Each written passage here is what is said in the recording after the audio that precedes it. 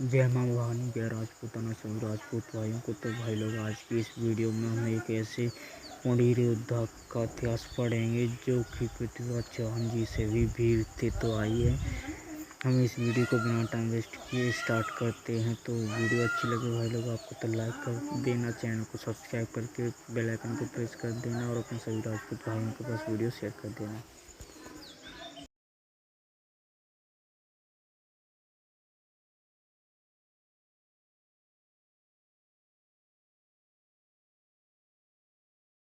पढ़िए एक पुंडीर राजपूत वीर की कहानी जिसने मोहम्मद गौरी को बंदी बना लिया था।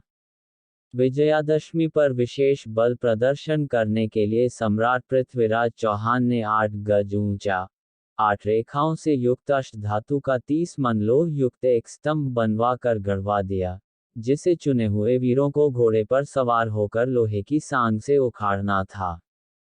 पृथ्वीराज स्वयं इस खेल में शामिल हुए पर लोह स्तंभ को नहीं उखाड़ पाए। उनके कई प्रसिद्ध वीर भी असफल रहे। तब वीरवर धीर पुंडीर ने पृथ्वीराज से उनका घोड़ा मांगा। धीर पुंडीर ने पृथ्वीराज के घोड़े पर सवार होकर एक ही झटके में उस स्तंभ को उखाड़ दिया। धीर पुंडीर के इस वीरोचित कार्य पर सम्राट पृथ्वीराज ने उसे सर्वोच्च शूरमा के विरुद्ध से विभूषित कर सम्मानित किया। इस अवसर पर धीर पुंडीर ने भी घोषणा की कि वह शहाबुद्दीन गौरी को पकड़कर सम्राट पृथ्वीराज चौहान के चरणों में पटकेगा। उसकी इस गर्वोक्ति पर जैत्र परमार आदि कई वीर जल भुन गए। जब धीर पुंडीर आश्विन मास में देवी की आराधना के लिए जलंधर किया तब जैत्र परमार ने इसकी सूचना गौरी को भेजकर उसकी मंशा बता दी।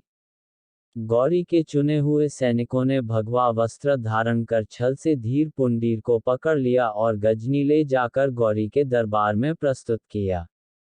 गौरी ने जब धीर पुंडीर को उसे पकड़ने वाली प्रतिज्ञा पर बात की तो धीर पुंडीर ने आत्मविश्वास के साथ उसे वीरोचित जवाब दिए।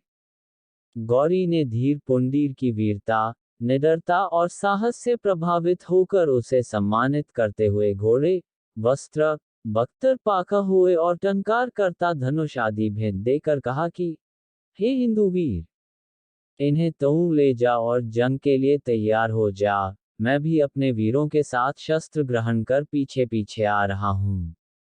इस तरह गौरी ने एक वीर पुरुष को विदा किया और भारत के हिंदू सम्राट पृथ्वीराज चौहान पर हमले की तैयारी में जुट गया। गौरी ने एक बार फिर पृथ्वीराज चौहान पर विजय की कामना करते हुए चढ़ाई की। सूचना मिलने पर हिंदू सम्राट ने चामुंड राय दाहिमा के नेतृत्व में 60,000 सैनिकों को पानीपत के मैदान में गौरी को दंडित करने भेजा। धीर पुंडीर भी अपने 1400 पुंडीर वीरों के साथ उस सम्रांगण में शरीक हुए। युद्ध आरंभ होते ही धीर पुंडीर शाहबुद्दीन गौरी के सामने जा पहुंचे। गौरी धीर पुंडीर को देखते ही घोड़े से उतरकर हाथी पर सवार हुआ। धीर पुंडीर ने अपने वीरों के साथ भयंकर हमला कर गौरी की सेना में खलबली मचा दी। देखते ही देखते धीर पुंडीर ने गौरी के हाथी पर तलवार से वार कर उसका सुंड-मुंड अलग अलग कर दिया। हाथी के लुकते ही त्वरित गति से गिरते हुए बादशाह गौरी के सीने पर चढ़ बैठा। तभी जैत्र परमार ने गौरी के छत्र, चिन्ह आदि छीन लिए। इस तरह गौरी धीर पुंडीर की बाहों में कैद हो गया। उसकी सेना में भगदड़ मच गई।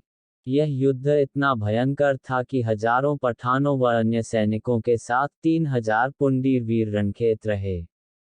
युद्ध के छठे दिन धीर पुंडीर ने गौरी को सम्राट पृथ्वीराज चौहान के समक्ष दरबार में पेश कर अपनी प्रतिज्ञा पूरी की।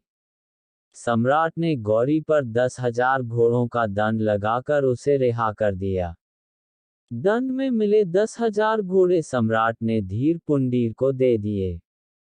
धीर पुंडीर को मिले इस सम्मान के बाद जैत्र परमार, चामुंड राय आदि कई सामंत खफा हो उठे और उन्होंने धीर पुंडीर के खिलाफ उसकी अनुपस्थिति में सम्राट के कान भरने शुरू कर दिए।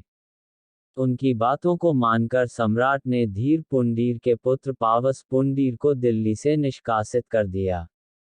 पावस पुंडीर दिल्ली छोड़ लाहौर चला गया और इस घटना की सूचना धीर पुंडीर के पास भेजी। सूचना पाकर धीर पुंडीर सिंध की ओर से गौरी के पास पहुंचे। गौरी ने उनका स्वागत किया और अपने हाथ का लिखा पट्टा सौंपा, जिसमें 8000 गांव, 1 सहस्त्र तांबुल लिखा था। धीर पुंडीर ने गौरी को यह कहते हुए पट्टा वापस कर दिया कि वह सम्राट पृथ्वीराज चौहान का सामंत है, अतः किसी और को वह स्वामी स्वीकार नहीं कर सकता। धीर ने केवल रहने के लिए निवास हेतु गौरी की आज्ञा ली और लाहौर से अपने पुत्र पावस को भी वहां बुला लिया। धीर पुंडीर वहां एक टीला पर रह ही रहे थे कि कुछ सौदागर घोड़े लेकर आए। उनमें से 2000 घोड़े धीर पुंडीर ने खरीदे और बाकी सिफारिशी पत्र देकर उसे गौरी को बेचने हेतु भेज दिया। गौरी ने धीर का पत्र पढ़ने के बाद बचे घोड़े खरीद लिए। गौरी के दरबार में खुरासान खां और ततार खां को यह सब ठीक नहीं लगा। उन्होंने गौरी को भड़काया कि धीर ने अच्छे घोड़े खुद रख लिए और बचे हुए आपके पास भेज दिए। सो गौरी ने सौदागर को कीमत नहीं चुकाई। पर जब धीर ने गौरी को पत्र लिखकर कहा कि सौदागर उसके शरणागत है, सो उनकी कीमत अदा कर दे, तब गौरी ने मीर मसंदौली के साथ घोड़ों की कीमत धीर पुंडीर के पास भेज दी, जिसे उसने सौदागरों को दे दी।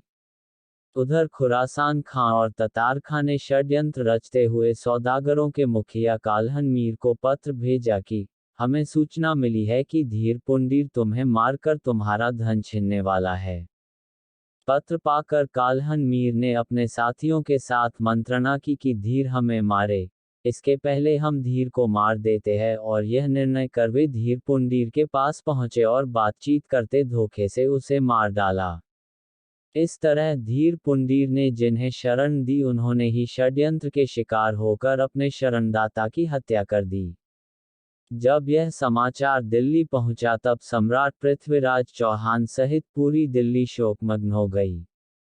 संदर्भ: घटना का विवरण ठाकुर सवाई सिंह धमोह द्वारा लिखित पुस्तक सम्राट चौहान